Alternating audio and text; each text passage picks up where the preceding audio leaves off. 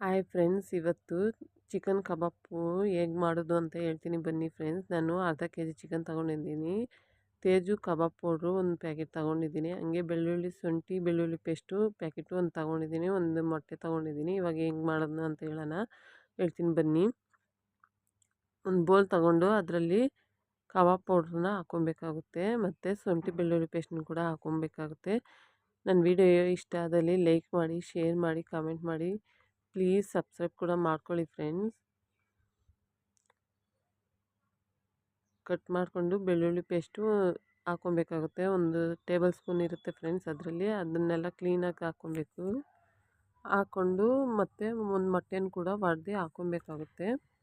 ಇವಾಗ ಮೊಟ್ಟೆನ ಕೂಡ ಒಡೆದಾಕ್ಕೊಂಡು ಚೆನ್ನಾಗಿ ಕಲಿಸ್ಕೊಬೇಕು ಫ್ರೆಂಡ್ಸ್. ಕಬಾಬು, ಬೆಳ್ಳುಳ್ಳಿ ಪೇಸ್ಟು, ಮೊಟ್ಟೆ ಎಲ್ಲ ಮಿಕ್ಸ್ ಆಗೋ ಥರ ಚೆನ್ನಾಗಿ ಕಲಿಸ್ಕೊಬೇಕು. ನೀಟಾಗಿ ಉಂಟೆ ಏನೂ ಇಲ್ದಿರ ಚೆನ್ನಾಗಿ ಕಲಿಸ್ಕೊಂಡು ಅದಕ್ಕೆ ಅರ್ಧ ಕೆ ಜಿ ಚಿಕನ್ನ ನೀರಿಲ್ದಿರ ಚೆನ್ನಾಗಿ ತೊಳ್ಕೊಂಡು ನೀರಿಲ್ದಿರ ಹಾಕ್ಕೊಬೇಕಾಗುತ್ತೆ ಫ್ರೆಂಡ್ಸ್. ನೋಡಿ, ನಾನು ಹಾಕ್ಕೊಂಡು ತೋರಿಸ್ತೀನಿ. ನೀರೆಲ್ಲ ಹಿಂಡಿ ಹಾಕ್ಕೊಬೇಕಾಗುತ್ತೆ.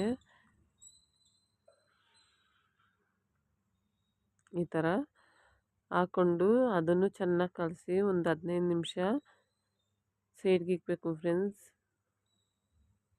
ಅದು ಚೆನ್ನಾಗಿ ನೆನಿಬೇಕು. ಅದಕ್ಕೋಸ್ಕರ ಒಂದು 15 ನಿಮಿಷ ಪಕ್ಕಕ್ಕೆ ಎತ್ತಿಕ್ಬೇಕು.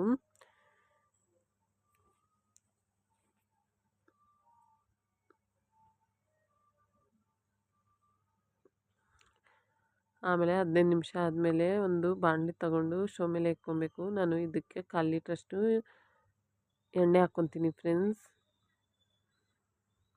ಎಣ್ಣೆ ಬಿಸಿ ಆದಮೇಲೆ ಒಂದೊಂದೇ ಕಬಾಬನ್ನು ಅದರಲ್ಲಿ ಬಿಟ್ಕೊಬೇಕಾಗುತ್ತೆ.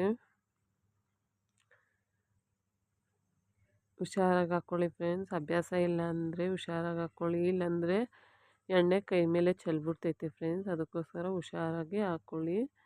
ಅಭ್ಯಾಸ ಇರೋರು ಬೇಕಂದರೆ ಹಾಕ್ಕೊತಾರೆ, ಬಟ್ ಅಭ್ಯಾಸ ಇಲ್ಲ ಅಂದವರು ಹಾಕ್ಕೊಳಕ್ಕಾಗಲ್ಲ. ಈ ಥರ ಹಾಕ್ಕೊಂಡು ಮಧ್ಯದಲ್ಲಿ ಕೈ ಆಡಿಸ್ತಾನೆ ಇರಬೇಕು ಫ್ರೆಂಡ್ಸ್. ಒಂದು 10 ಮಿನಿಟ್ಸು ಚೆನ್ನಾಗಿ ರೋಸ್ಟ್ ಮಾಡ್ಕೊಬೇಕು. ನೋಡಿ, ಸೆಂಟ್ರಲ್ಲಿ ಈ ಥರ ಕೈ ಆಡಿಸ್ತಾನೆ ಇರಬೇಕು. ಆವಾಗ ಚೆನ್ನಾಗಿ ಕಬಾಬು ಚೆನ್ನಾಗಿ ಒಳಗಡೆ ಆಚೆ ಎಲ್ಲ ಕ್ರಿಸ್ಪಿಗೆ ಬೇಯ್ಕೊತೈತೆ. ಅದಕ್ಕೋಸ್ಕರ ಕೈ ಆಡಿಸ್ತಾನೆ ಇರಬೇಕು.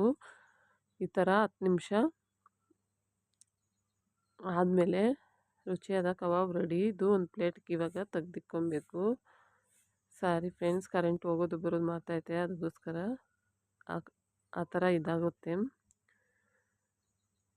ನೋಡಿ, ನಾನು ಸೈಡಲ್ಲಿ ಒಂದು ಪ್ಲೇಟ್ ಇಟ್ಕೊಂಡು ಅದರಲ್ಲಿ ಹಾಕ್ಕೊಂಡಿದ್ದೀನಿ. ಇವಾಗ ಮತ್ತೆ ಅದೇ ಎಣ್ಣೆಗೆ ಇನ್ನು ಇರೋ ಕಬಾಬನ್ನು ಕೂಡ ಹಾಕ್ಕೊಂಡು ಅದನ್ನು ಸೇಮ್ ಒಂದು 10 ನಿಮಿಷ ಫ್ರೈ ಮಾಡಿಕೊಂಡ್ರೆ ರುಚಿಯಾದ ಕಬಾಬು ರೆಡಿ ಆಗುತ್ತೆ. ಸಾರಿ ಫ್ರೆಂಡ್ಸ್, ರುಚಿಯಾದ ಕಬಾಬ್ ರೆಡಿ ಆಗುತ್ತೆ.